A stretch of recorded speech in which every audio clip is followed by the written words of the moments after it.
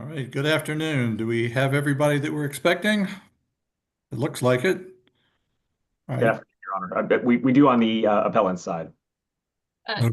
Joan, I think I have two other attorneys designated. I'm not sure if they are able to appear via Zoom. I think I already sent a designation to the clerk for Yeah. them. Okay. All Miss right. Yoon, I'm here. This is Darren Heitner. But I think Mr. Oh, Grimes may be joining as well. oh yes, I do see you now. All right. Do you want to Hey, wait a minute for Mr. Grimes or? If we could, I know that he wanted to be present. Obviously he's not arguing, but he did want to be present. If you can Okay, extend 1 minute. that'll be fine. Well, while we're waiting on him, I'll go ahead and introduce myself. I'm Judge Jim Edwards. With me are Judge Scott Makar and Judge Eric Eisnagel. And the matter we have today is case number 2026-0128. The National Collegiate Athletic Association versus Dr. Bradley. And we're here on the appellant's motion for stay of the temporary injunction. And if we don't get Mr. Grimes initially, I know we're live streaming as well on YouTube, I'm sure with a massive audience, but anyhow. So it's my understanding that with regard to the stay, I'm just going to set the stage. The appellant, the NCAA, will have 20 minutes, and you have rebuttal time. You just let us know how much time you want for your rebuttal time. Mr. Bradley's counsel will have likewise 20 minutes. Just to set the stage, as I understand it, Dr.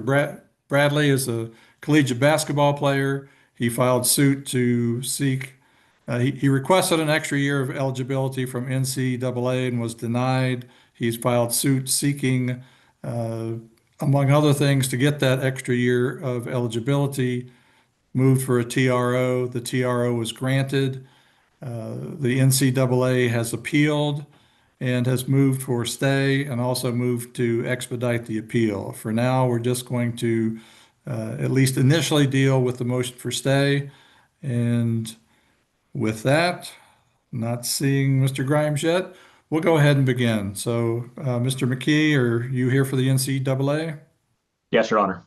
All right, go ahead. Again, you have 20 minutes. Let us know if you will now what you want for rebuttal so that our marshal can set the clock. 5 minutes for rebuttal, please, Your Honor. Okay, excellent. Thank, Go ahead. thank you, and may it please the court, Jim McKee on behalf of the appellant, the NCAA. I should mention I have two colleagues that have pro hoc vice motions pending because those haven't yet been ruled upon. They are not present here. They are listening in, and that is my colleagues Kate Gale and Max Mexstrath in our, I believe they're both in our Milwaukee office. So you're exactly right. You've set the stage, I think, appropriately. We did move for a stay. The case, as I believe you all know, concerns the trial court's decision to grant a temporary injunction that requires the NCAA to permit the appellee, Dr. Bradley, and his first name is Dr. Bradley, who has exhausted his eligibility under the NCAA's bylaws. Because he has exhausted his eligibility under the NCAA's bylaws, he applied for a waiver, basically to obtain a year of eligibility outside what is permitted by the bylaws. He first played basketball in 2019, so he already got the benefit of the additional year that was provided by COVID. So here we are 7 years after he began his collegiate basketball career, and he's asking for more eligibility. So I'll mention first, and I believe this is what we put in our, I believe we described this well in our motion. The trial court's order is facially deficient under well-established Florida law because it fails to include the findings that I believe the DCAs have been very clear, and the Supreme Court, for that matter, also has been clear. Mr. McKee, if I could interrupt, Yes, Judge. what is the status in the trial court? In your papers, you've indicated that a motion was filed in the trial court, but we haven't been apprised of what the status of that is. Obviously, we have the inherent authority in rare instances to grant the type of motion you filed, but we like to give the trial judges the first crack at it. So what's happening? A motion to stay was filed in the trial court, and my understanding is that it has not been ruled upon. There's been no action by the trial court on that motion. And when was it filed? I believe we filed it the same day that we filed the motion in this court. Have you made efforts to have the trial just call it up, or what's? I believe so, Your Honor. I'm not handling the trial court proceedings, but I believe there have been efforts to get that called up. Okay. Counsel, Yeah. sorry, go ahead, Judge Makar. No, please go ahead. Well, I guess, one of the sort of important points that probably you could make in your motion here is that, for instance, that you've made every effort to have the motion heard in the trial court. For instance, why should this court act if your client hasn't done everything it can to have the trial court rule on the motion? Your Honor, and I believe we have. Certainly we filed the motion. Well, but this isn't federal court, counsel, right? You have to attempt to set a hearing to get a ruling, and you're not sure if that's been done. My understanding is that it has been done. I'm certainly happy to file something with the court to detail those efforts. Was the motion filed as an emergency motion in the trial court? I don't recall, Your Honor. Should it be filed as an emergency motion if you're asking us to take action? I believe the motion detailed why the motion was being filed, that we needed an immediate stay, and because we were seeking appellate review. I think that was detailed very specifically. Whether the motion was specifically named an emergency motion, I don't recall as we stand here today, or as we sit here today. But as I said, Your Honor, I'd be happy to provide supplemental briefing to detail exactly what efforts have been made to call that up. Certainly. Well, we could certainly hear from the other side too before we move forward on that. But go ahead, please. Yes, Your Honor. And certainly, with the other comment I was going to make there is I believe there is precedent. I mean, certainly I've been involved in other cases where the appellate courts, when time is of the essence, the appellate courts have ruled on motions to stay and granted motions to stay, even though a trial court has not yet ruled on the motion. So I'll leave that there if that's acceptable, and move on to some of these arguments. As I said, the TI order, the trial court's order, I believe is facially deficient, and reversal is required because there are no findings. I think case law is clear that there doesn't just need to be the general findings that are included in this order, which certainly there are. Certain findings of Mr. Bradley is a basketball player, but there have to be findings that actually support the four elements, the four necessary requirements of a temporary injunction. And those are not present here. So briefly on the facts, at least the facts that I believe are relevant. Mr. Bradley seeks an extra year of eligibility based on the fact that he, in past years, the first year I believe he redshirted, and then another year, the 2023 to 2024 season, he had criminal charges that were pending against him, decided to leave the team. So he basically, his allegation, or at least his basis for the waiver is, hey, I had 2 years that I didn't really play, so that's why I want this additional year. The reason that's relevant is he knew, at least he should have known, that he was going to seek a waiver all the way back in 2024. Once he finished that year, he didn't file a waiver back then. He waited until, or a waiver request. He waited until May of 2025 to file his waiver request with the NCAA. The NCAA took a look at the waiver, requested additional information, and they ultimately denied the waiver on August 12th of 2025. He didn't file an appeal. He had a right to appeal that denial of the waiver within the NCAA's bylaws. He chose not to file an appeal. Instead, and he requested reconsideration. That reconsideration was denied.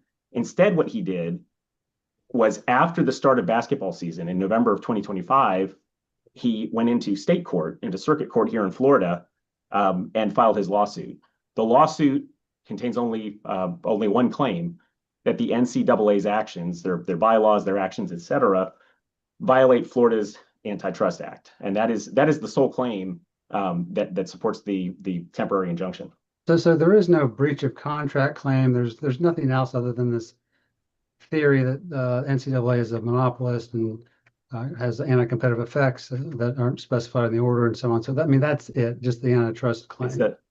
Correct. It is the antitrust claim, and the only basis for the temporary injunction is there's a substantial likelihood of success on the merits and presumably the other elements that the NCAA's actions violate Florida's Antitrust Act. And if they don't, no injunction should have been granted. And certainly I don't believe one was appropriate. So this is what we're seeing here is similar to what's happened across the country. The NCAA is seeing it repeatedly where I mean, to a certain extent, it's a game, ironically, that individuals wanting additional eligibility will go into court, most of the time it's state court, try to get an injunction. If they get an injunction, they play out their season, and that's exactly what would happen here. The season, there's not too much longer in the season. I think it ends, I believe, the end of this month, and then we go into postseason. By the time the NCAA, in those instances, which are not many, but in those instances where an injunction is granted, by the time the NCAA can get it reviewed on appeal, the other side has already gotten their remedy. They've already played out their eligibility, and the NCAA is left with no real remedy on appeal, even in a situation like this. So no appeal was made to the NCAA, to your client, correct? Correct. There was a specific right to appeal under the NCAA's bylaws, and Mr. Bradley did not take advantage of that appeal. So if the NCAA was the government, they didn't exhaust their administrative remedies. And Absolutely, Your Honor. That would preclude moving forward. But here it's a private organization. Is there nothing in the NCAA's bylaws or provisions that say you must pursue the appeal before you can go to court? Or I am not aware, as we stand here today, of anything that would prevent him from filing an anti-competition claim in the NCAA's bylaws. But certainly he had that ability and chose not to pursue that. okay. So as we sit here today, Counsel, are we only looking at, and forgive me here, this case is not obviously fully briefed. I believe appellant has filed an initial brief, but I don't think we have any other briefs. Is that correct? That's correct. And so the question is this: what's the actual legal issue or issues we're looking at? Are we in this appeal? Is this court going to be asked to rule on the antitrust issues, or is it strictly whether the trial court included enough findings in its order, or something else? I believe in this appeal. I think there's a couple things you can do. First, I think the order is clearly facially deficient, and I think that's as far as you need to go.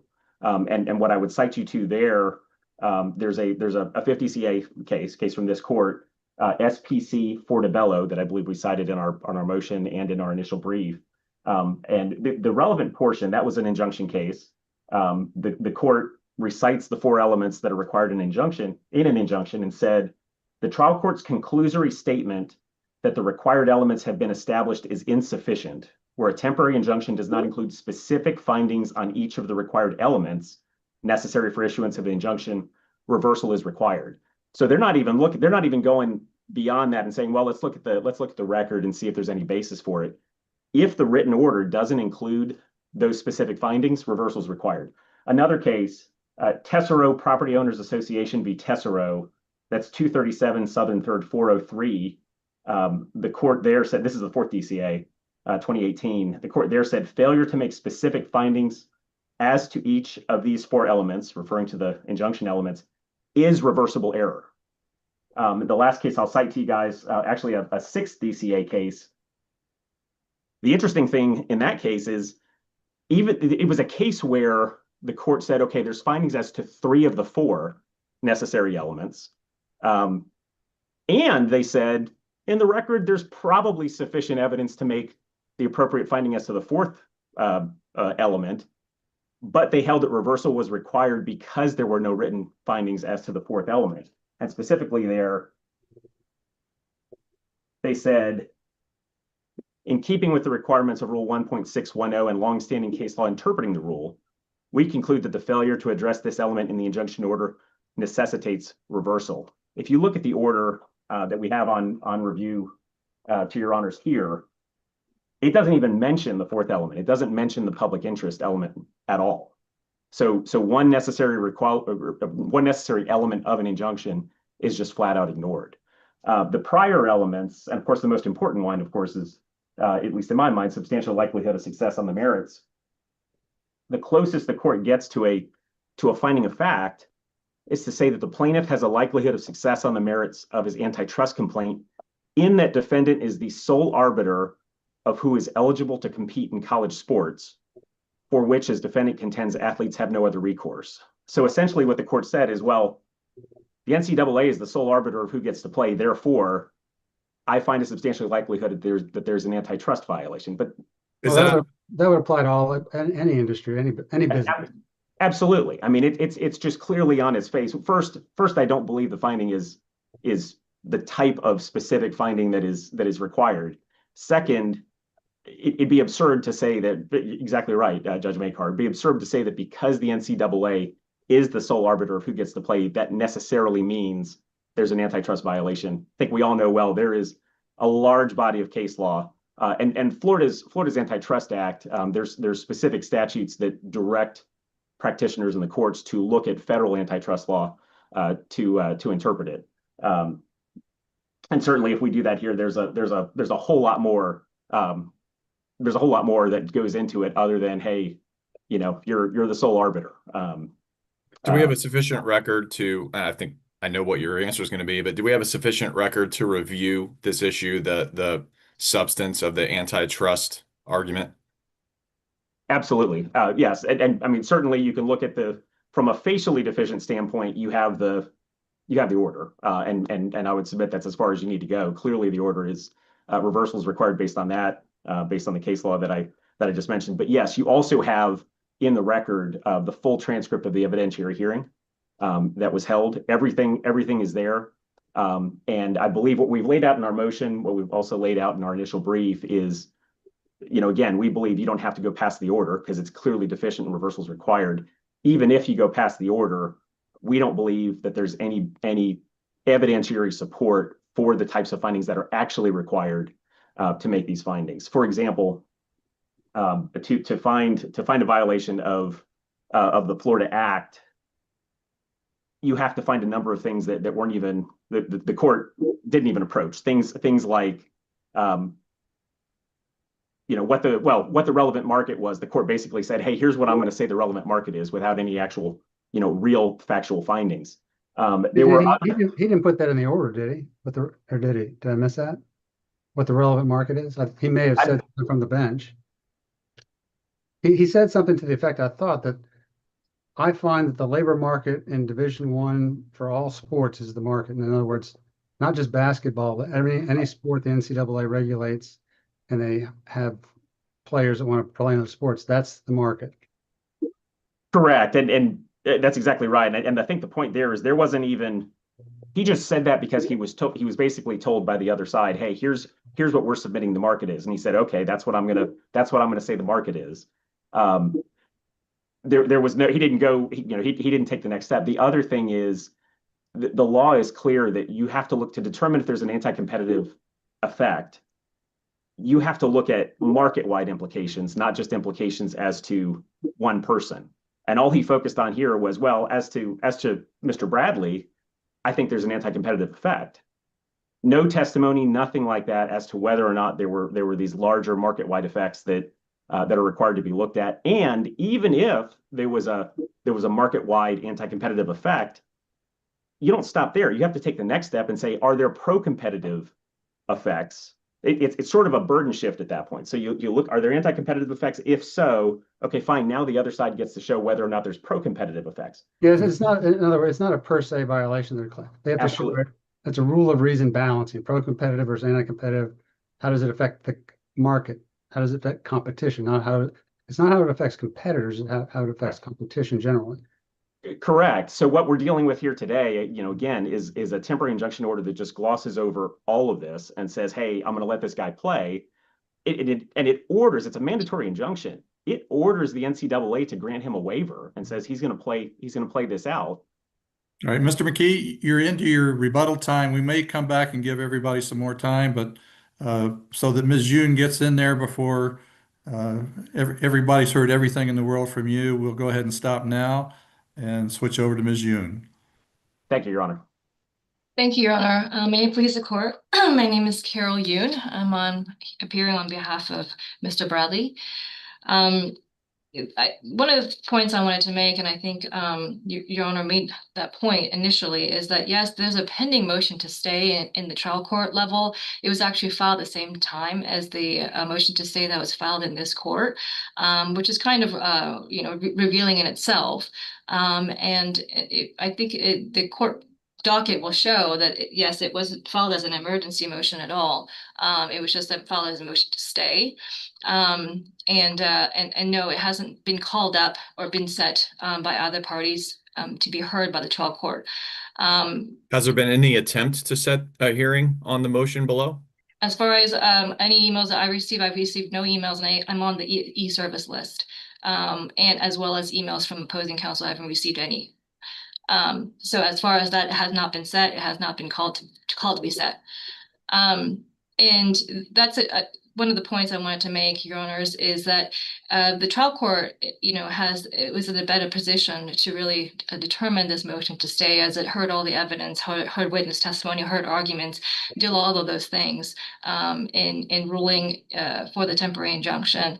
And so, quite frankly, the trial court, I would ask that this court to give deference to that, for the trial court to make that decision on the stay.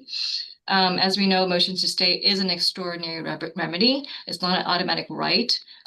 Even though the NCAA has filed an appeal, there's no automatic right to the stay. There's quite a multitude of different factors that this court will have to look at to determine on a fact-by-fact, case-by-case issue.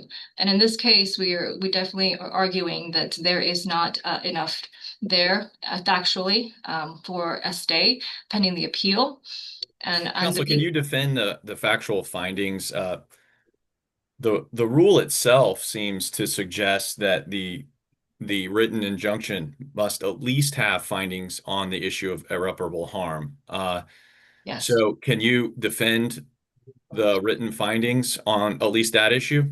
Yes, and I think that the court made a lot of factual findings before it went to the way that the trial court's order read. It kind of listed out facts, and then it did the written part of its holding later.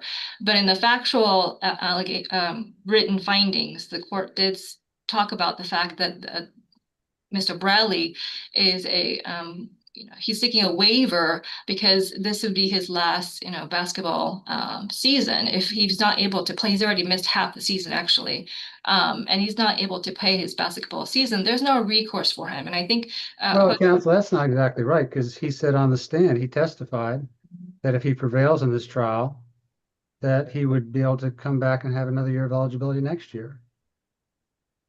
If he prevails in terms of the lower court.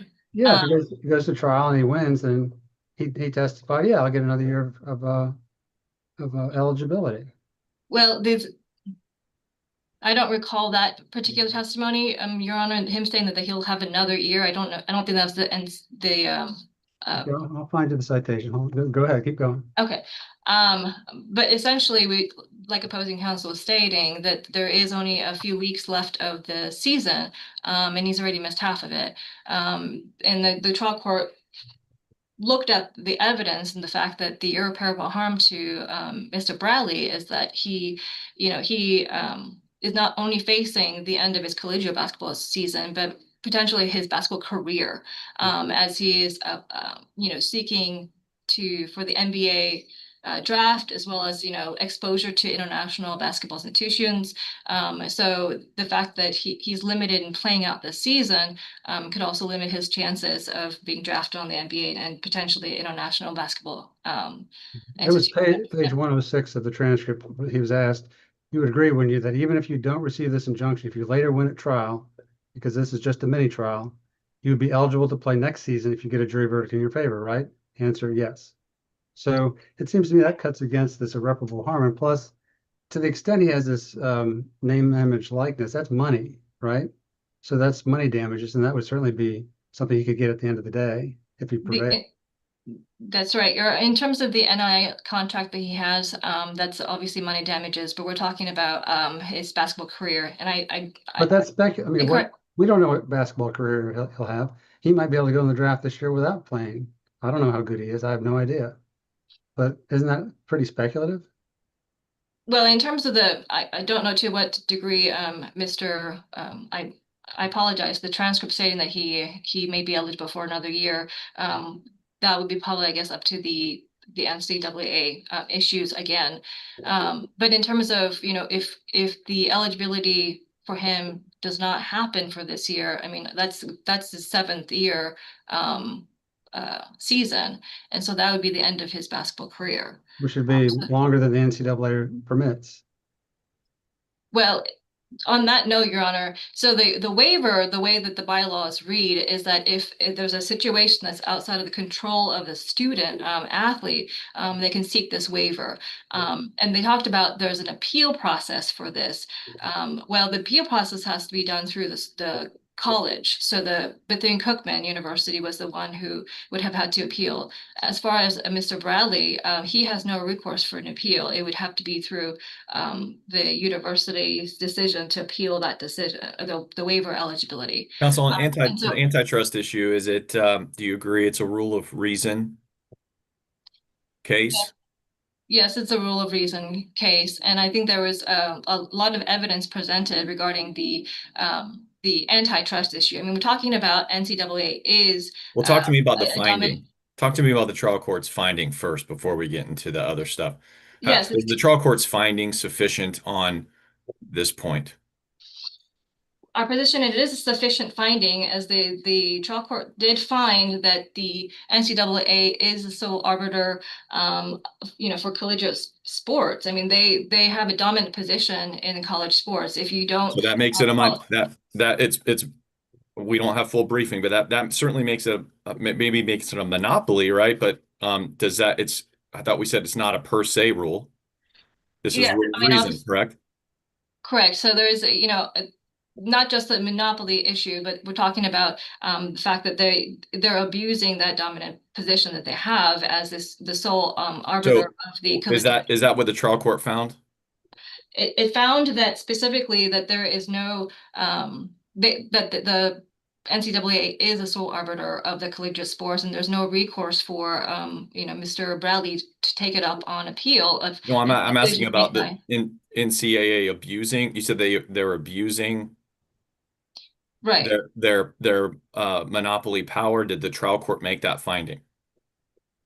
Well, I don't think the trial court used the word abuse, but it definitely made factual findings of the fact that, the waiver eligibility is something that Mr. Bradley could apply for. And then there are circumstances that Mr. Bradley had.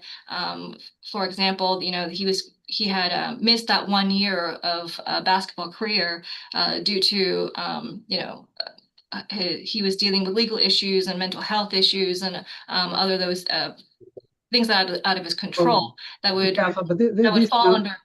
These sound like things that are second guessing the NCAA's determination, which to me sounds like maybe a breach of contract or failure to abide by their own rules or something like that. But I'm not hearing where there's an antitrust problem here. I mean, McDonald's monopolizes Big Macs. That doesn't mean they have to buy my hamburger beef. They can choose to have certain standards and have guidelines and not buy my hamburger patties for their Big Macs.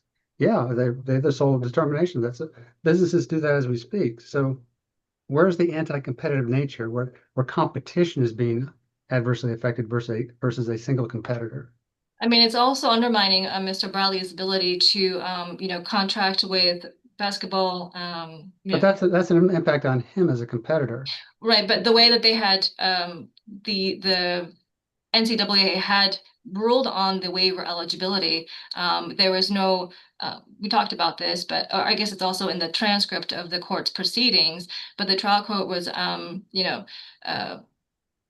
caught on this idea that while they are stating that that the indictment of 20 felony counts or charges of 20 felony counts against Mr. Bradley was something that's relevant to their determination of waiver eligibility or whether, but they kind of was not concerned with the fact that he was dealing with mental health issues and other things like as a result of the fact that he had these charges that were later dropped. And so I think that kind of arbitrariness, arbitrary decision by the NCAA, obviously is a direct cause of, undermining the competitive nature of the fact that someone like Mr. Bradley, who should be eligible because he does meet the criteria, having an event that's outside the control of the student. In this case, he had death threats against him. He had negative social media pressures. He had mental health issues as a result of facing, multiple charges that could lead to 20 years of prison. All of those things. What is the That's council? something What's that's the council? What is the unreasonable restraint of trade here? What is the unreasonable restraint that has an impact on the market? I mean, I think Judge Maykar's asked it once or twice. I'm not sure I've heard an answer. What is it? Well, it's the fact that someone like Mr. Bradley and other, people they're unable to compete or play in the college sports without, having this eligibility requirement. Well, And Ms. Yoon, let's take a quick time out. I don't see your image anymore. I don't know if it's gone from everybody's, oh, but I'm sorry. there we go. Okay, you're back. Okay, go ahead. So I can someone hear like you.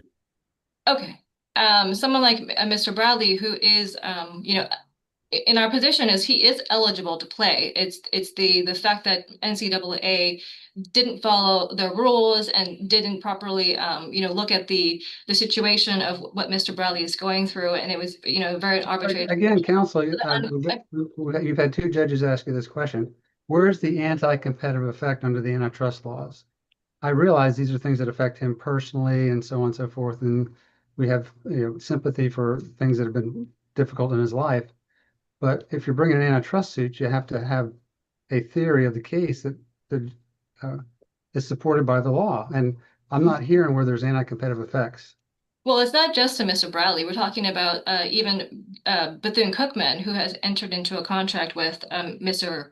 Bradley. We're talking about other colleges who are, out there seeking contracts with various students for collegiate sport to pay on their sports. We're talking about competitive nature and as not just individually for Mr. Bradley, but all those students who should be eligible to play and who have the ability to negotiate with colleges like Bethune-Cookman. You haven't alleged that the NCAA is engaged in discrimination or bias, you're just basing it on pure economic antitrust theory, correct? At this point, we are actually in the early pleading stages. This case hasn't gone very far in terms of pleadings, Your Honor. So there's definitely other claims that could be brought later. And what's your best case under the antitrust laws?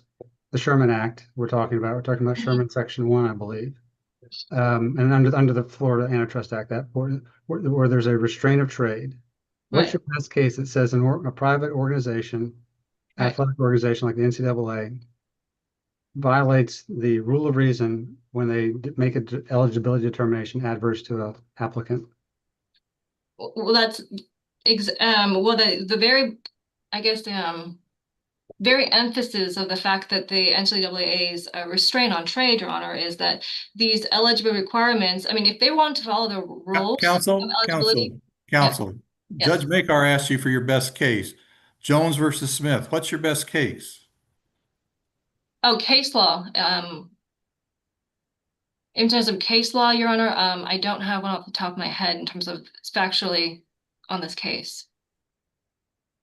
Were you asking about case law, Your Honor? It goes to the substantial likelihood of success on the merits. If there were a slew of cases in which courts have held that the NCAA is a monopolist and that they have abused their monopoly power and by denying eligibility requests, they're acting in an anti-competitive way, so on and so forth.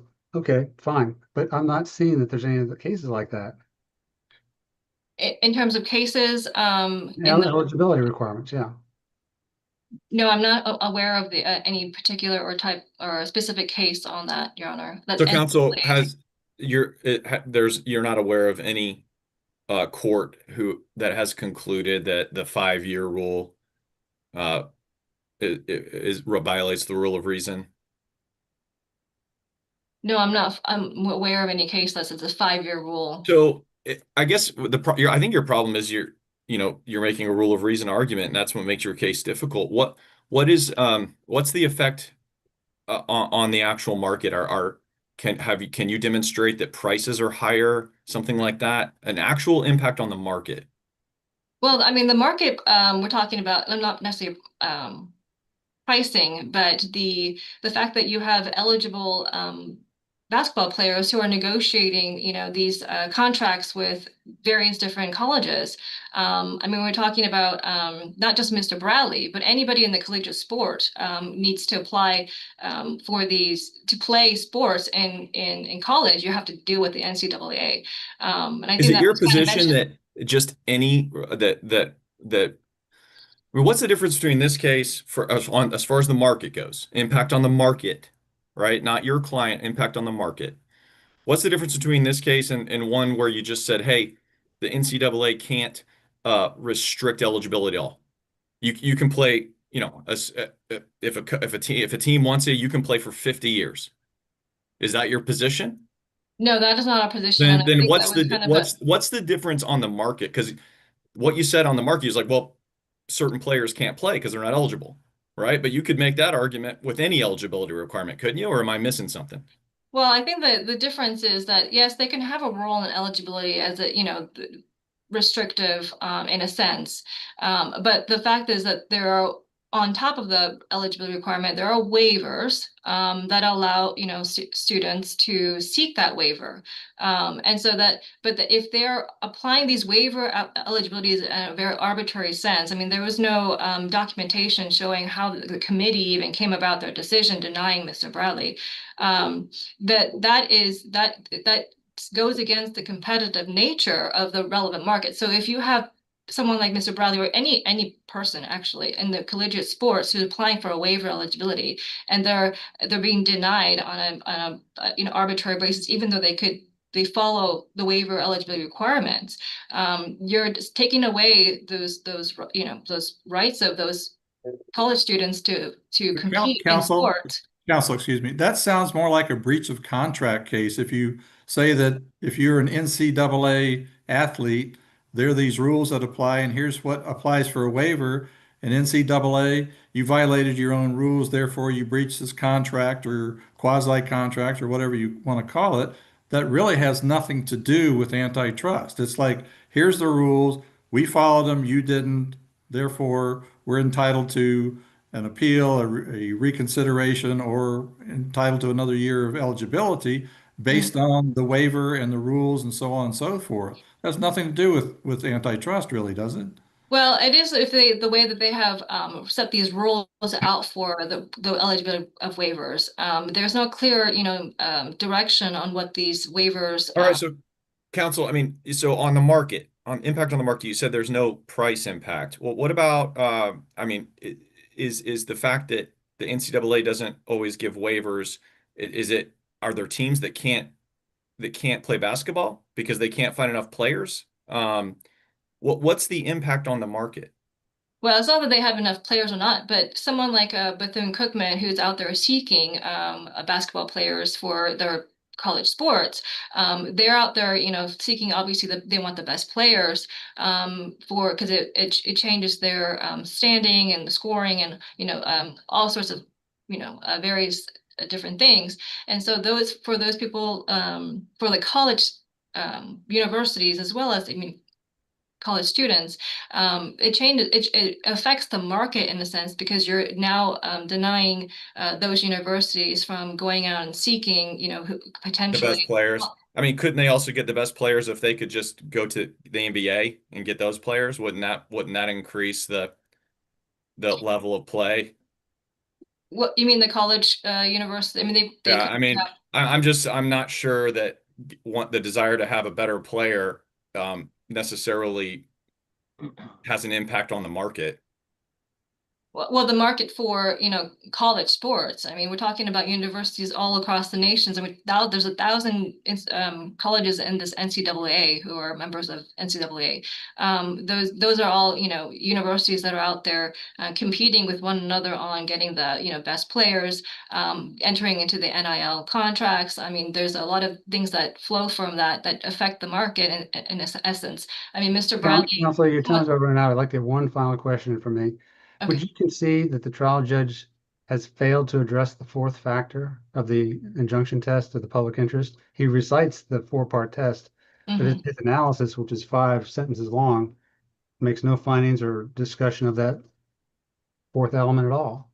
Yes, I would concede that he doesn't address the public interest as as a finding. But in essence, I was stating in my brief to your honors that antitrust claim, the natural flow of the antitrust claim is that affects it's a public interest issue, because we're talking about a restraint on trade and commerce.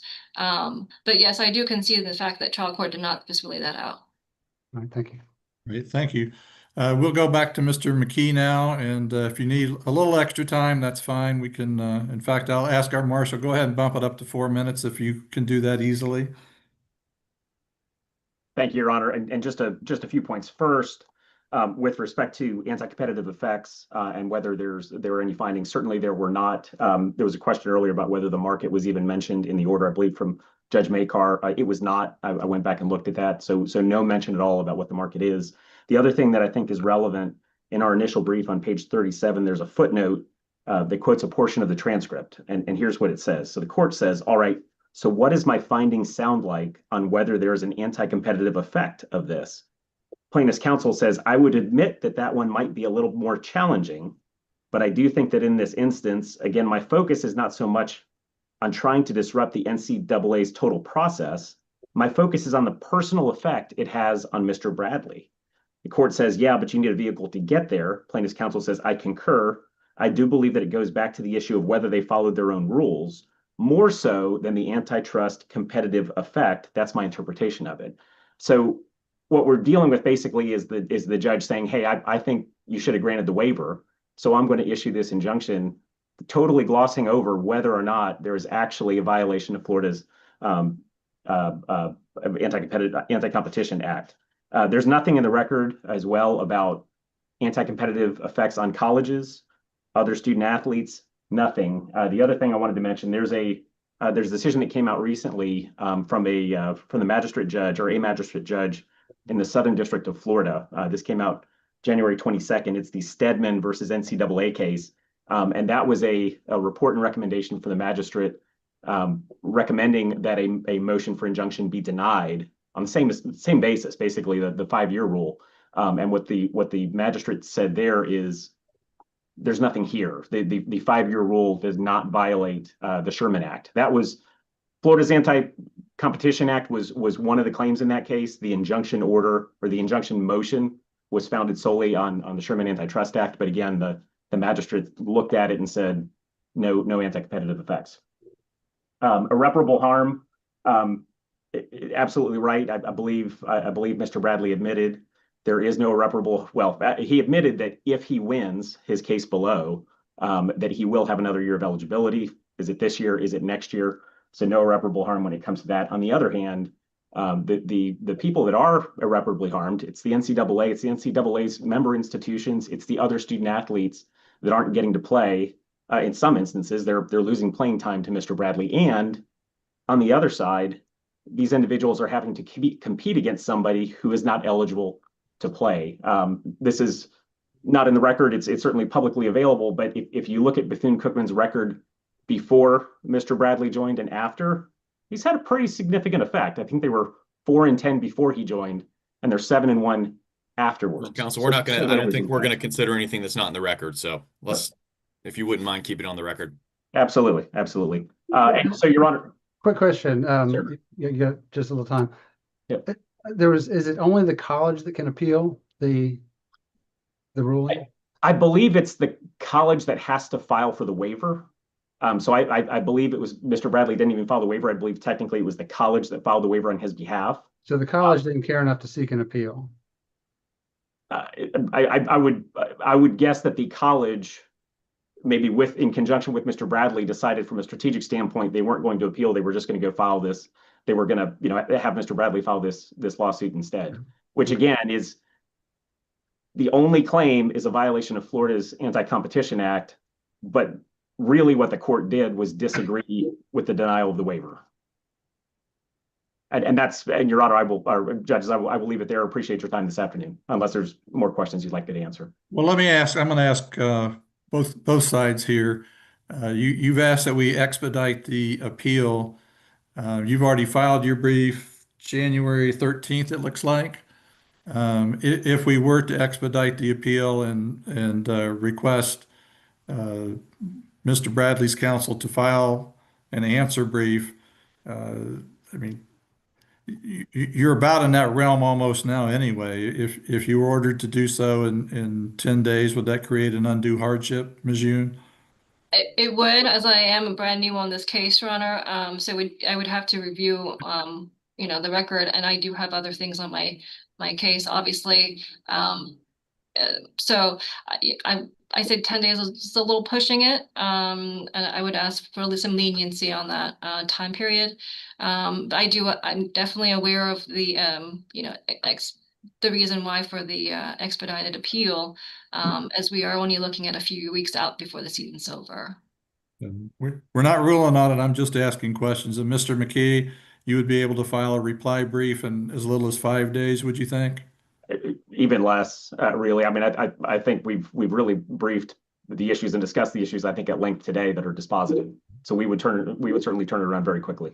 Do my colleagues have any other questions that they want to address to either side? I know this is an unusual proceeding for us and for y'all, so I didn't want to cut anybody off. Are we Judge good? Edwards, I don't know if the panel's interested in any supplemental briefing or information from the parties on the proceedings below and what efforts have been made to get a hearing on the motion below. I would be interested, Mr. McKee, if you could, by noon tomorrow at the latest, let us know what efforts have been made by your office from whatever city to actually get a hearing time, and serve that, of course, on Ms. Yoon. And Ms. Yoon, if you have any response, file it within, certainly before the close of the day. If you'd file it by 4 o'clock, if he can do it by noon, I would imagine you can do it by 4 o'clock. Yes, Your Honor. Eastern Standard Time. So, Yes, Your Honor. Sorry, Judge Edwards. Go right When ahead. was the initial brief filed again? I'm just not. I don't have- January 13th. I 10 days would be granting An extension. an extension I think instead of right? Your Honor, I believe it was filed the 21st of January. Yeah. Okay. Oh, I'm sorry. I'm looking at the notice of appeal. Excuse me. My mistake. Yeah, the 21st. You're correct. Thank you. I stand corrected. So 2 weeks ago. Okay, so 10 days would be a short time. reduction of the time, but not much. All right. Okay. Well, if there's nothing, my colleagues have anything else? I don't.